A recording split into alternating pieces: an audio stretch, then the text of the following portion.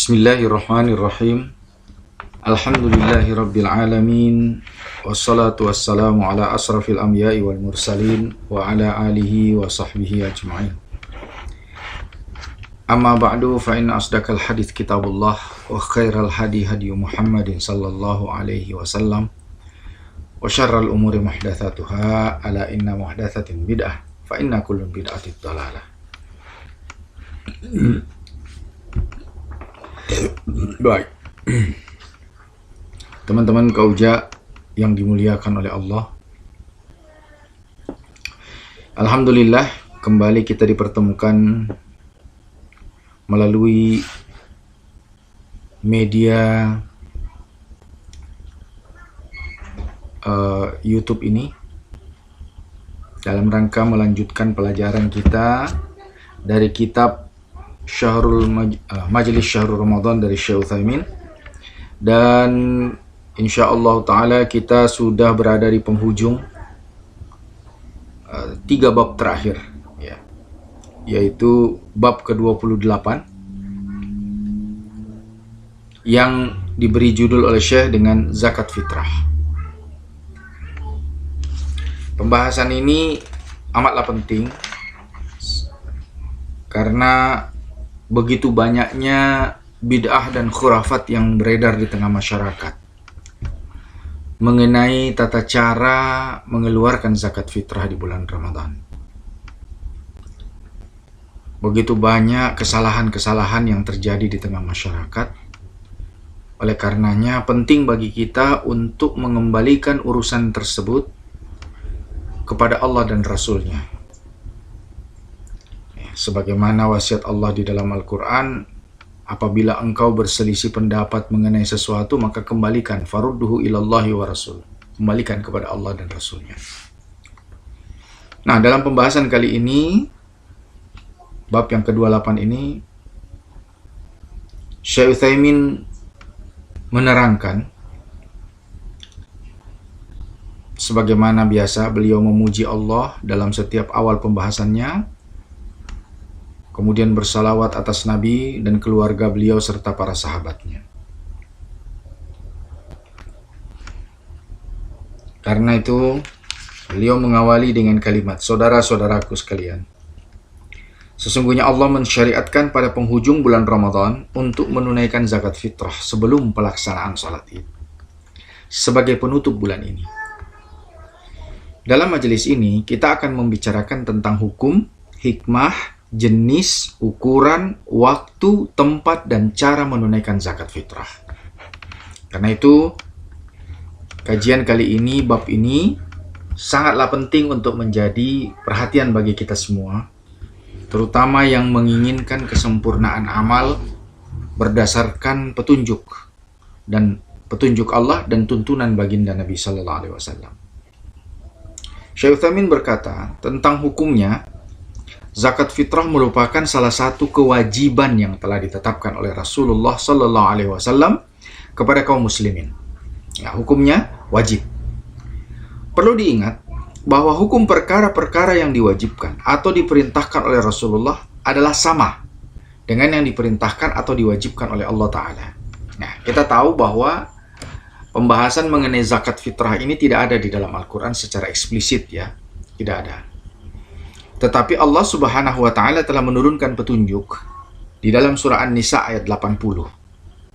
Ya, di dalam surah An-Nisa ayat 80 Allah berfirman, "May yuti'ir rasula faqad ata Allah." Barang siapa yang mentaati Nabi, maka sungguh ia telah mentaati Allah. "Wa man tawalla fama arsalnaka 'alaihim hafiza." Dan barang siapa yang berpaling atau ngeyel atau tidak mengikuti apa yang menjadi tuntunan Nabi, maka kami tidak mengutusmu untuk menjadi pemelihara bagi mereka. Ya.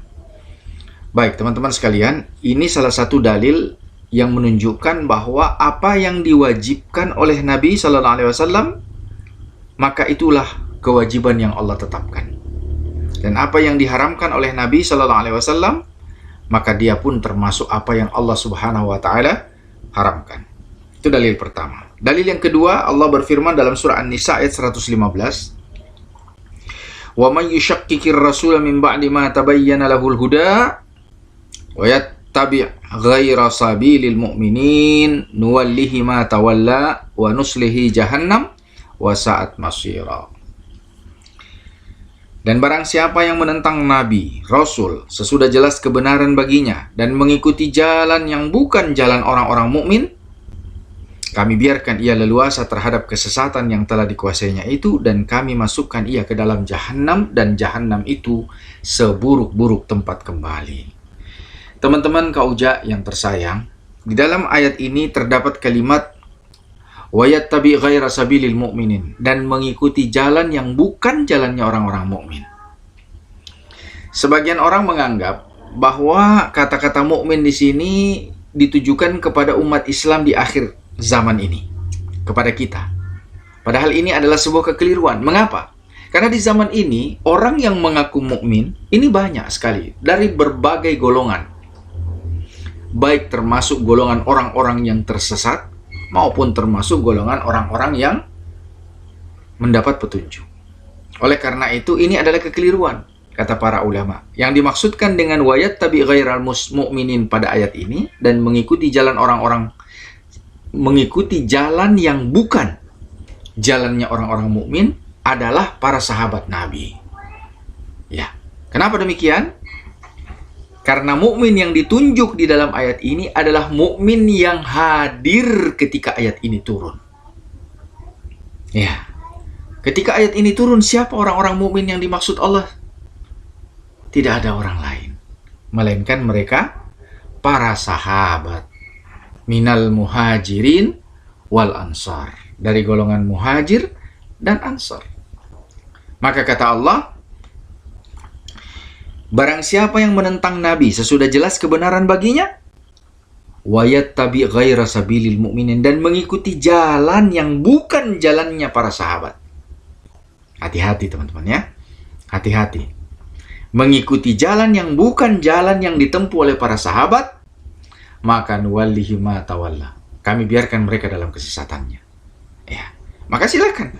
Siapa saja yang mengaku mukmin pada hari ini, silahkan bercermin kepada para sahabat Nabi. Apakah mereka sama dengan apa yang dikerjakan oleh para sahabat atau tidak? Mudah bukan? Ya, karena pada hari ini banyak sekali orang yang mengaku mukmin dan mengambil jalannya masing-masing, yang berbeda dengan apa yang dikerjakan oleh para sahabat. Ya, inilah fakta hari ini yang kita lihat ya. Nah, termasuk dengan berkembangnya bid'ah dan khurafat di tengah masyarakat, dalam perkara pembayaran zakat fitrah, mereka tidak mengikuti apa yang dikerjakan oleh para sahabat Nabi. Apalagi mengikuti Nabi. Ya, mereka mengambil ibrah atau pemikiran mereka masing-masing. Nah, ini berbahaya teman-teman ya. Oleh karena itu dijelaskan oleh para ulama. Yang dalil ketiga adalah di dalam surah Al-Hasyr atau surat ke 49 ayat ke-7, Allah berfirman, "Wa ma atakumur rasulu fakhudhuhu wa ma nahakum anhu fantahu ila ayah." Dan apa yang diberikan oleh Rasul kepadamu, maka terimalah. Dan apa yang dilarangnya bagimu, maka tinggalkanlah. Baik. Ya, teman-teman sekalian, ini adalah 3 ayat dan dalil dari Al-Quran yang menjadi pedoman bagi kita bahwa meskipun perkara tersebut tidak diterangkan di dalam Al-Quran, namun bila Nabi Shallallahu Alaihi Wasallam telah mewajibkannya, maka hukumnya sama. Ya, zakat fitrah diwajibkan kepada orang tua, anak-anak, laki-laki, perempuan, orang yang merdeka, dan budak dari kalangan kaum muslimin. Di mana Abdullah bin Umar pernah berkata dalam hadis yang riwayatnya muttafaqun alaih, artinya diriwayatkan oleh banyak perawi dengan sanad yang sahih. Beliau berkata, "Farada Rasulullah sallallahu alaihi wasallam zakatal fitri min Ramadana sa'an min tamrin aw sa'an min sya'irin 'ala al-'abdi wal hurri wal dzakari wal untha was saghiri wal kabiri minal muslimin." Ya, Rasulullah mewajibkan zakat fitrah dari bulan Ramadan sebesar 1 syak kurma atau 1 syak gandum atas hamba orang merdeka, laki-laki, perempuan, anak-anak, dan orang tua di kalangan muslimin. Ya. Adapun janin dalam kandungan, ia tidak terkena kewajiban zakat fitrah. Namun tidak mengapa jika ada yang mau membayarkannya. Karena dahulu Khalifah Utsman bin Affan mengeluarkan zakat fitrah atas janin dalam kandungan. Ya. Zakat fitrah wajib atas setiap individu dan orang-orang yang berada dalam tanggungannya seperti istri atau kerabat yang tidak mampu menunaikannya. Jika mereka mampu, sebaiknya mereka mengeluarkannya atas nama diri sendiri, karena pada asalnya setiap mereka terkena perintah untuk menunaikannya. Orang yang tidak mempunyai kelebihan harta untuk menafkahi kebutuhannya pada pagi hingga malam hari raya, tidak diwajibkan untuk mengeluarkan zakat fitrah. Jika kelebihan harta yang dimiliki seseorang kurang dari 1 syak, maka ia tetap diwajibkan mengeluarkan zakat sesuai dengan kemampuannya. Ya, dasarnya adalah firman Allah dalam surah At-Taghabun ayat 16 bahwa Allah berfirman, "Fattaqullaha mastata'tum." Bertakwalah kamu kepada Allah sesuai kesanggupanmu. Nah, ini dalilnya. Juga dalam hadis Nabi sallallahu alaihi wasallam beliau bersabda, "Idza amartukum bi amrin fa'tu minhu mastata'tum." Ya, jika aku memerintahkan suatu perkara kepada kalian, maka kerjakanlah semampu kalian. Baik. Mengenai hikmah zakat fitrah, hal ini sudah sangat jelas. Ia merupakan perbuatan baik kepada fakir miskin, sekaligus mencegah mereka dari meminta-minta pada hari raya, agar mereka dapat bergembira dan bersenang-senang bersama orang-orang yang kaya, sehingga kebahagiaan hari itu dapat dirasakan oleh semua kalangan. Hikmah lainnya, zakat membuahkan sifat kedermawanan dan kasih sayang, sekaligus mensucikan orang yang berpuasa dari dosa, kekurangan, dan kesia-siaan.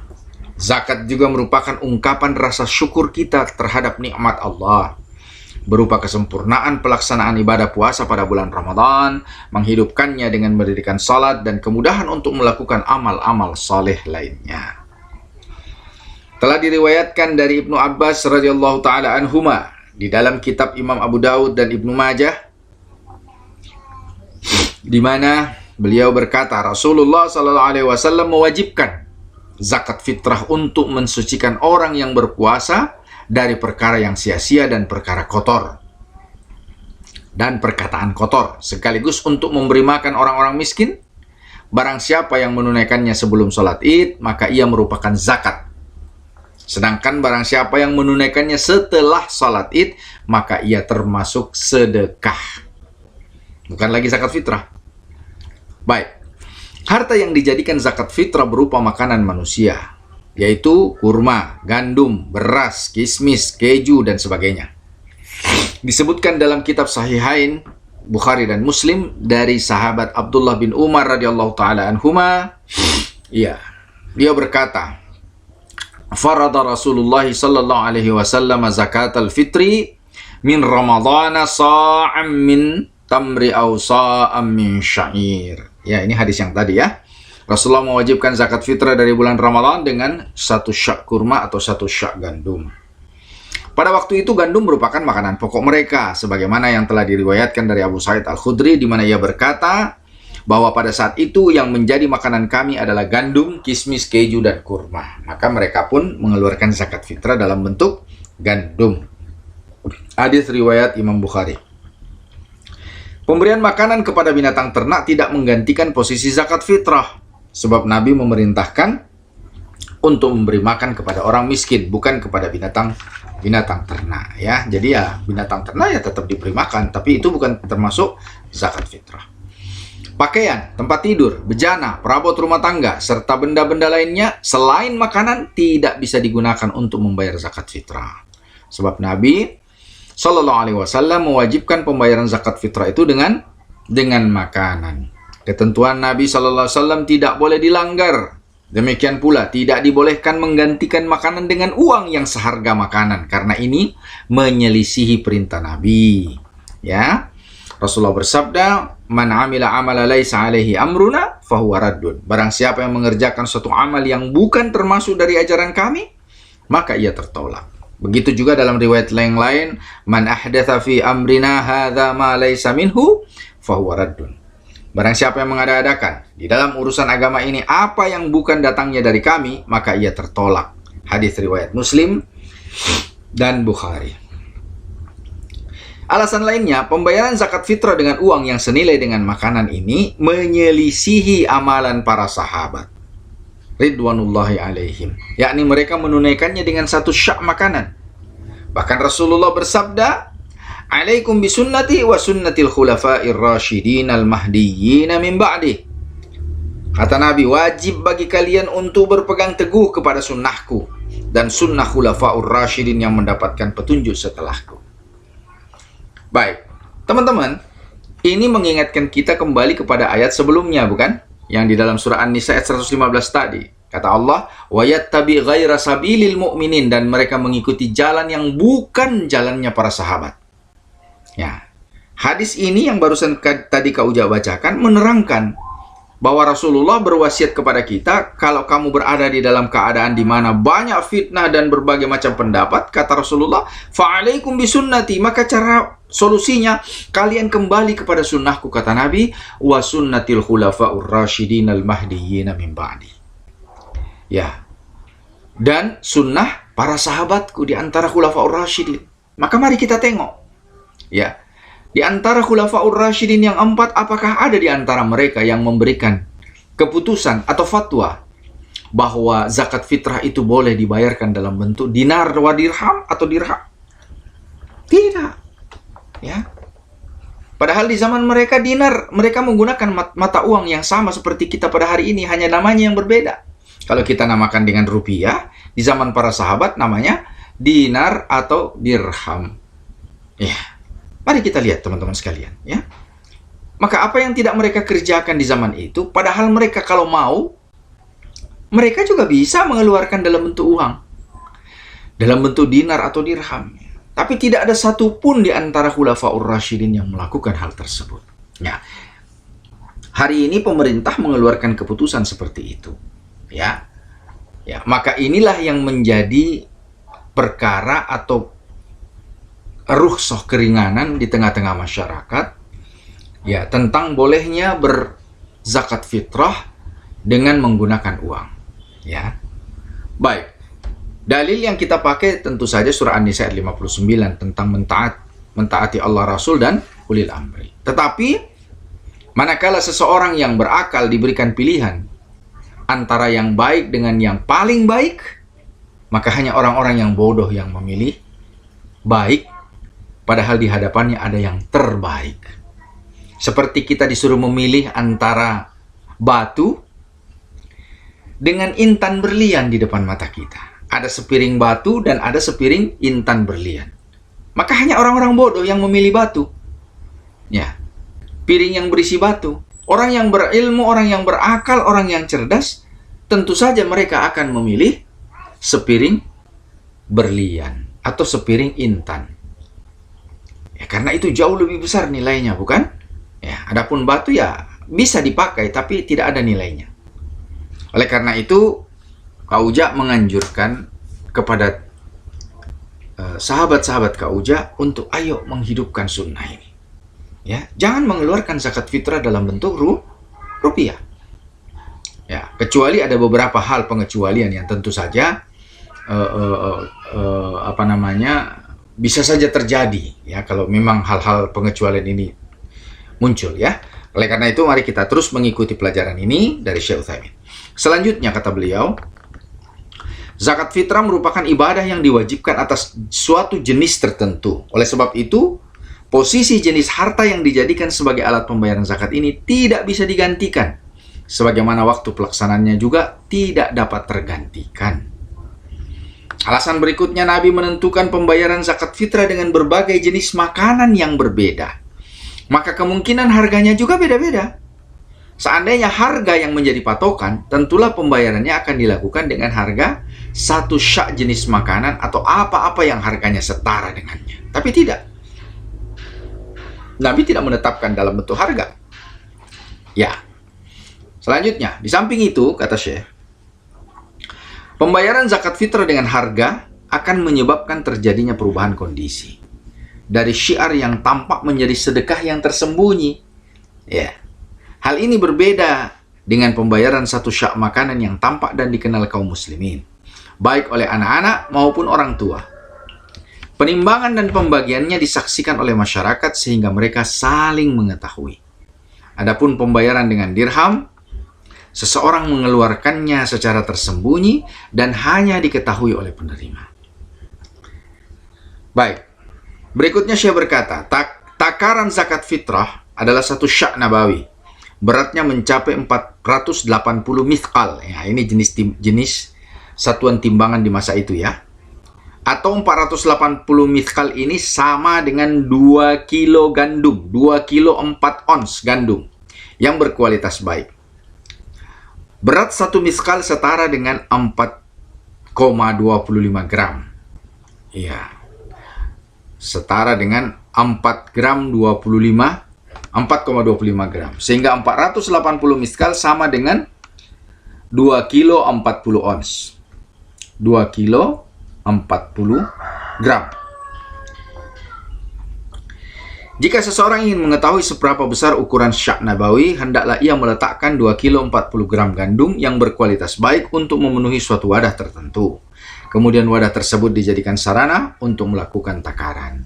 Ya, namun di negeri kita ditetapkan bahwa satu orang itu berzakat fitrah dengan 2,5 kilo. Ya, artinya dilebihkan ya teman-teman, biar kita tidak ragu-ragu. Tidak mengapa. Seseorang mulai terkena kewajiban membayar zakat fitrah ketika matahari terbenam pada malam hari raya. Jika telah mendapati waktu tersebut, maka wajib baginya mengeluarkan zakat fitrah, demikian pula sebaliknya. Ya, jadi yang wajib, yang harus dikerjakan, ya tidak boleh tidak maksudnya ya. Yang harus adalah ketika telah tiba waktu malam hari raya. Ya, inilah waktu wajib, mulai wajibnya seseorang membayar zakat fitrah sampai subuh. Ya, sebelum sholat dilaksanakan. Maksudnya sholat id ya, bukan sholat subuh. Sebelum sholat id dilaksanakan. Ya. Walaupun hanya beberapa menit sebelumnya, maka ia tidak terkena kewajiban membayar zakat fitrah.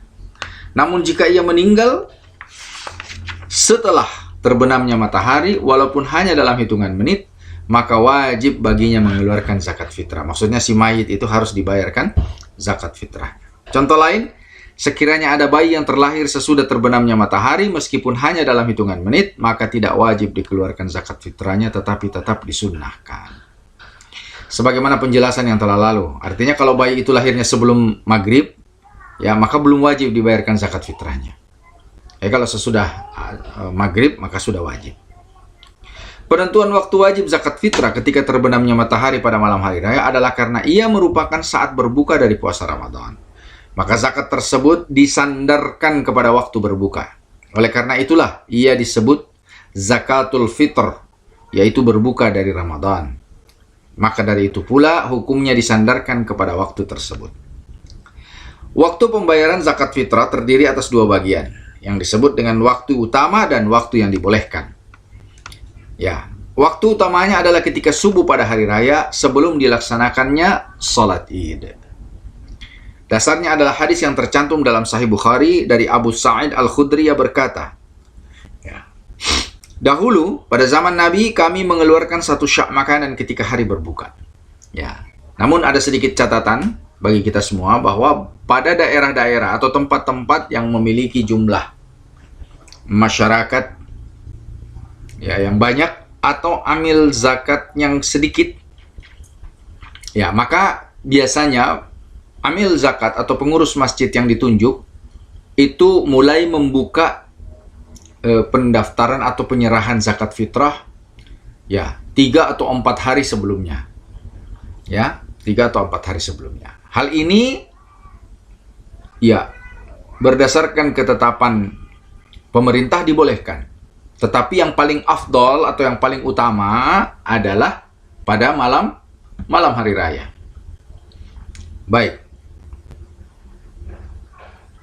Juga diriwayatkan oleh Abdullah bin Umar radhiyallahu taala anhuma dari hadisnya Imam Muslim dan selainnya Beliau berkata bahwasanya Nabi memerintahkan pembayaran zakat fitrah sebelum orang keluar untuk melaksanakan salat Id. Ya, jadi waktu yang terbaik sebenarnya adalah sebelum salat subuh atau sesudah salat subuh sebelum orang mengerjakan salat Id. Inilah waktu emas, ya, waktu yang terbaik untuk kita membayarkan zakat fitrah. Oleh karena itu yang lebih utama adalah menunda pelaksanaan salat Id agar waktu menunaikan zakat fitrah menjadi lebih banyak atau lebih luas. Adapun bagian yang kedua, tadi bagian yang pertama ya, waktu yang wajib. Bagian yang kedua adalah waktu yang dibolehkan, adalah 1 atau 2 hari sebelum hari raya. Ya, 1 atau 2 hari sebelum hari raya. Disebutkan dalam Sahih Bukhari dari Nafi berkata, dahulu Ibnu Umar mengeluarkan zakat fitrah atas anak kecil, orang tua, bahkan anak-anakku. Karena Nafi ini adalah budak ya, budaknya Ibnu Umar. Ya, beliau memberikannya kepada orang yang berhak menerimanya, dan zakat itu diberikan 1 atau 2 hari sebelum hari raya. Ya, jadi Nafi ini adalah budaknya Ibnu Umar, tetapi termasuk juga muridnya, karena Nafi ini termasuk salah seorang tabi'in yang menjadi ulama perawi hadis. Ya, beliau merawikan hadis ya kebanyakan dari Ibnu Umar. Ya, dan Imam Malik bin Anas berkata bahwa hadis yang paling tinggi derajat sahihnya itu termasuk hadis yang diriwayatkan oleh Nafi dari Ibnu Umar. Baik. Selanjutnya beliau berkata, pembayaran zakat fitrah tidak boleh ditunda sampai setelah pelaksanaan Id. Jika ditunda tanpa adanya uzur, maka zakat fitrah seseorang tidak diterima karena ia telah menyelisih perintah Nabi. Sebelumnya telah disebutkan dalam hadis Ibnu Abbas bahwasanya barang siapa yang menunaikan zakat sebelum sholat Id berarti termasuk zakat yang diterima. Sedangkan jika ia tunaikan sesudah sholat Id berarti itu bukan lagi zakat melainkan sedekah. Namun jika penundaan itu terjadi karena adanya halangan atau uzur, maka ia tidak mengapa.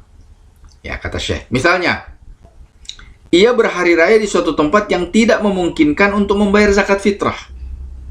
Ya. Atau ia tidak menemukan orang yang bisa menerima zakat tersebut. Ya, mungkin dia berada di sebuah negeri yang mayoritas penduduknya orang kafir misalnya, non-muslim. Ya, tidak ada muslim di sana, hanya dia sekeluarga misalnya. Maka tidak ada orang yang menjadi mustahil menerima, bukan? Ya.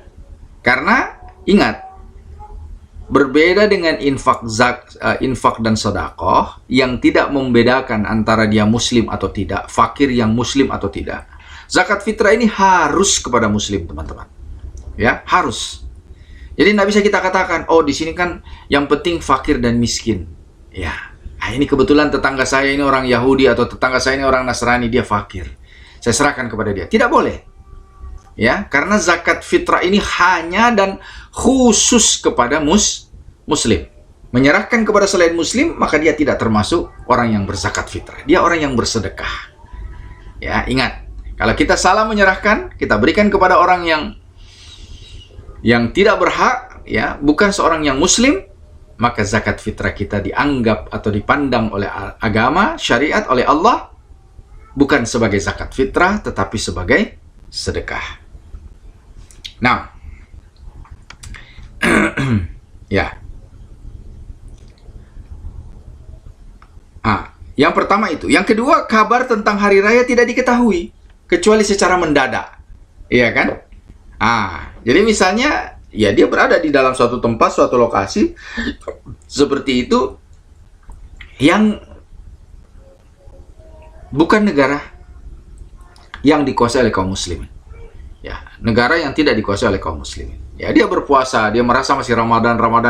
Pada hari yang terakhir itu, ya, dia sementara masih berpuasa, tiba-tiba dia dengar atau dia dapat informasi dari sahabatnya, ini hari sudah hari Id. Nah, sementara berita itu didengarnya jam 9 pagi atau jam 10, bukan? Maka tentu saja sholat sudah selesai.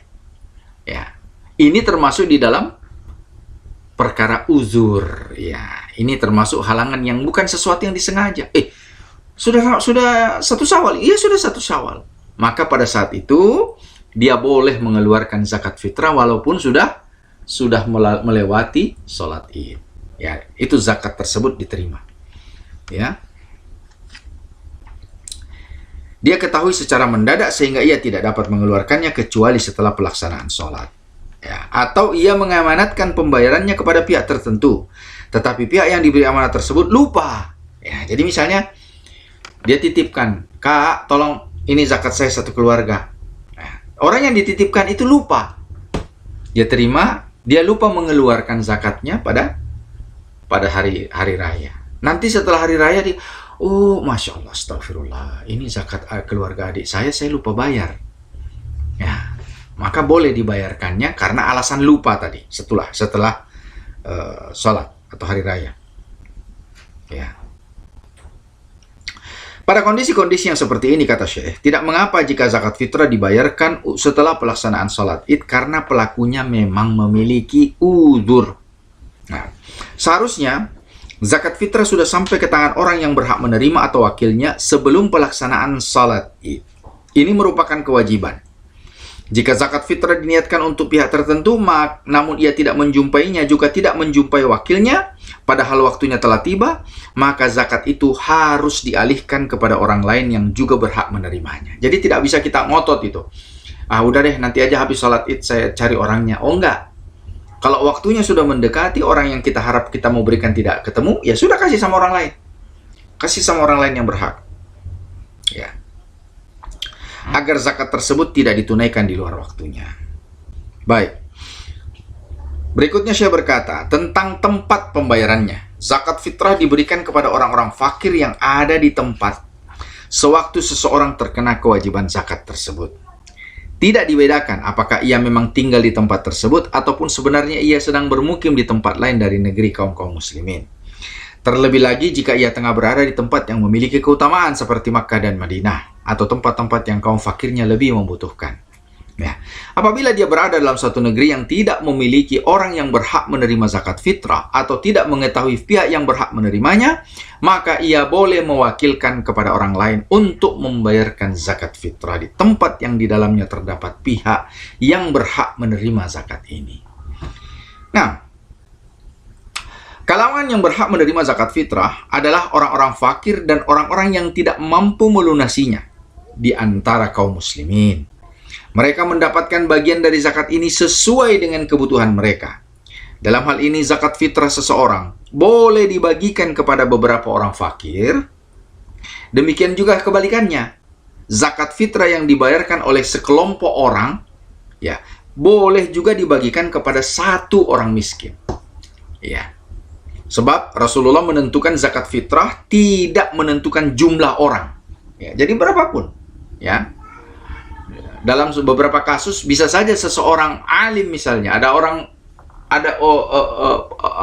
ustadz umpamanya, orang alim, orang mulia, ya, yang dikenal kebaikannya, ya. Lalu dia termasuk di antara orang-orang yang fakir atau orang-orang yang miskin, ya. Kemudian masyarakat bersepakat untuk mengumpulkan zakat fitrah agar diberikan kepada beliau. Sehingga terkumpullah misalnya 6 karung beras. Ya, 6 karung beras. 1 karung isinya 50 kilo. Ya, 6 karung berarti 300 kilo beras. Itu dikirim kepada si ustadz, kepada sang ustadz tersebut sebagai bentuk zakat fitrah. Ini sah. Boleh. Ya, agar penerima tersebut terbebas dari kemiskinan selama 6 bulan. Nah, seperti itu. Atau lebih, ya, tergantung kebutuhannya. Maka ini sah dan dibolehkan dalam agama. Oleh karena itu, apabila sekelompok orang mengumpulkan zakat fitrah mereka di suatu bejana, sesudah mereka menimbangnya kemudian memindahkan sebagian isi bejana tersebut ke tempat lain dan memberikannya kepada orang fakir, maka hal ini tidak mengapa.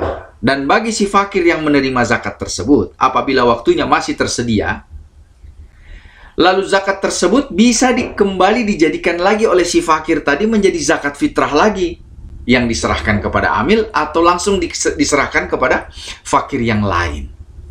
Ya kan? Jadi katakanlah beras yang 300 kilo tadi diterima oleh si ustadz.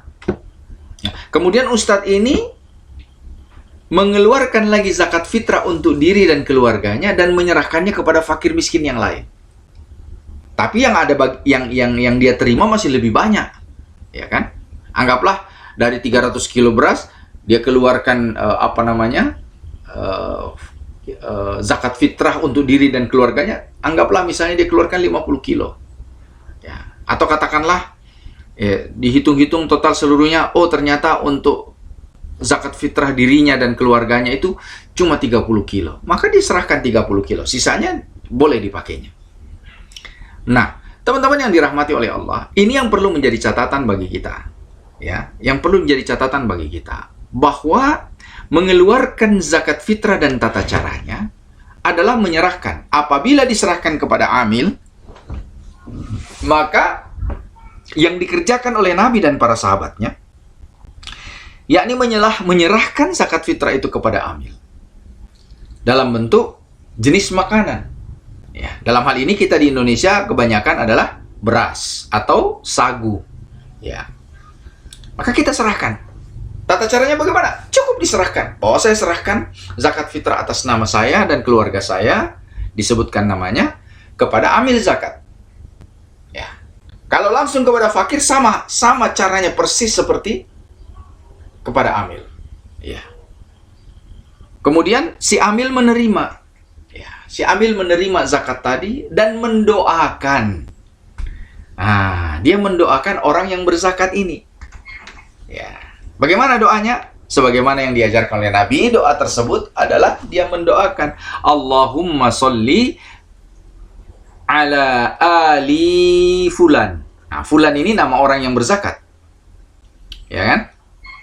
Jadi penerima zakat maupun fakir miskin dia terima dan dia doakan orang yang berzakat tadi. Misalnya orang yang berzakat itu namanya Rusmin. Ya, maka dia berdoa, Allahumma sholli ala ali Rusmin. Ya. Nah, teman-teman yang dirahmati oleh Allah, dalam banyak kasus, ya, di daerah-daerah, khususnya di daerah yang pedalaman yang jauh dari sumber-sumber ilmu, ya, orang-orang menerima zakat fitrah, amil zakat fitrah ini melakukan banyak khurafat, ya, banyak kerusakan. Ada yang menambah-nambahkan dengan telur lah. Ya, ada lagi yang menambahkan lagi dengan gula, harus ada gulanya, harus ada rokoknya, dengan macam-macam cara. Ya. Ini adalah khurafat, ya, teman-teman sekalian.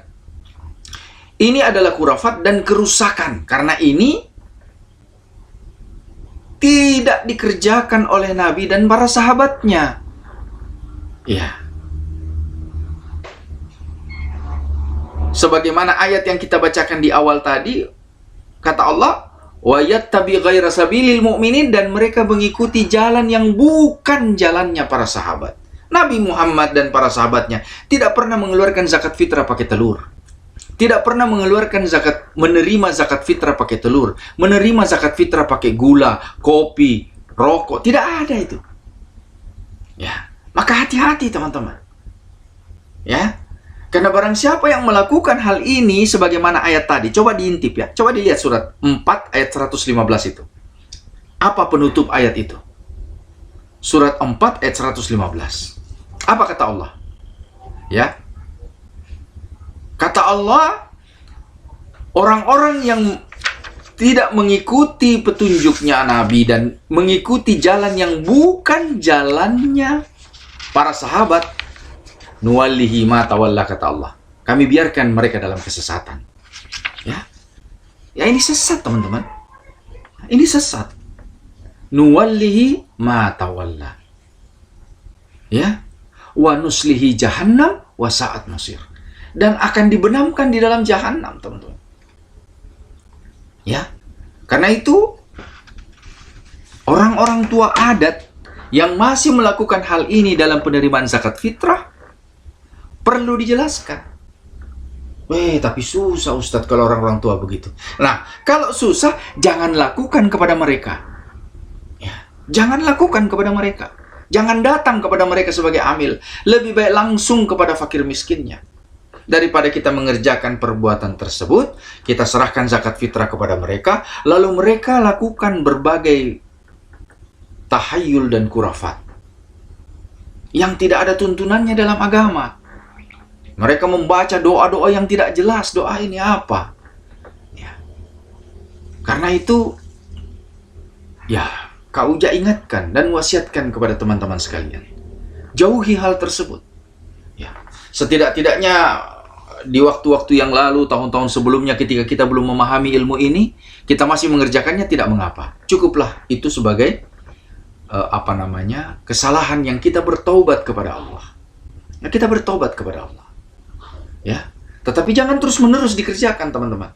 Ya, setelah kita tahu bahwa ini adalah kesalahan, stop. Sudah. Berikutnya tidak usah lagi kita menyerahkan zakat fitrah kita kepada orang-orang yang tidak memahami agama. Ya, tidak memahami agama. Apakah dia serahkan dalam bentuk uang tunai kah? Ya, walaupun ini di dalam beberapa pandangan ulama dibolehkan ya berdasarkan fatwa daripada pemerintah. Tetapi tentunya kami Ustadz sebagai orang yang telah membacakan dalil-dalil kepada teman-teman semua mengharapkan agar kita melakukan yang terbaik. Apa itu yang terbaik? Makanan, bahan makanan. Ya, serahkan dalam bentuk bahan makanan. Ya. Nah, dan apabila kita menyerahkan dalam bentuk bahan makanan kepada amil atau pengurus, ya menerimanya dengan cara-cara yang khurafat seperti itu, ya harus adalah yang dipotong, harus adalah yang ditabur ke telur lah, apalah segala macam, harus muncul dengan kopinya, harus muncul dengan tehnya, dengan gulanya. Masya Allah, tabarakallah. Ini tidak datang dari Nabi dan para sahabat, teman-teman. Ya, karena itu, dia adalah bencana sebenarnya. Kalau kita melakukannya dengan cara seperti itu, dia adalah bencana yang akan menyeret kita ke dalam jahanam. Sebagaimana pernyataan Allah dalam surat 4 ayat 115. Karena itu, ini menjadi perkara yang sangat penting bagi Ustadz untuk menekankan dan menerangkan kepada sahabat sekalian. Agar kita jangan sampai tertipu oleh syaitan, ya, dan mengerjakan amalan yang bisa menyeret kita ke dalam penyesalan yang abadi. Sesal menyesal selama-lamanya. Ya, baik. Teman-teman Kauja yang tersayang, inilah penghujung pembahasan tentang zakat fitrah. Maka insya Allah pada pertemuan berikutnya, bab yang ke-29, beliau Syekh Utsaimin memberi judul dengan bab taubat. Ya, bab taubat. Nah, mudah-mudahan Allah memberi kita kesempatan dan umur untuk menyelesaikan semua pembahasan dari kitab ini. Dan kita akhiri pembahasan kita dengan doa kafaratul majlis serta kalimatul hamdalah. Subhanaka Allahumma wa bihamdika asyhadu an la ilaha illa anta astaghfiruka wa atubu ilaik. Alhamdulillahi rabbil alamin.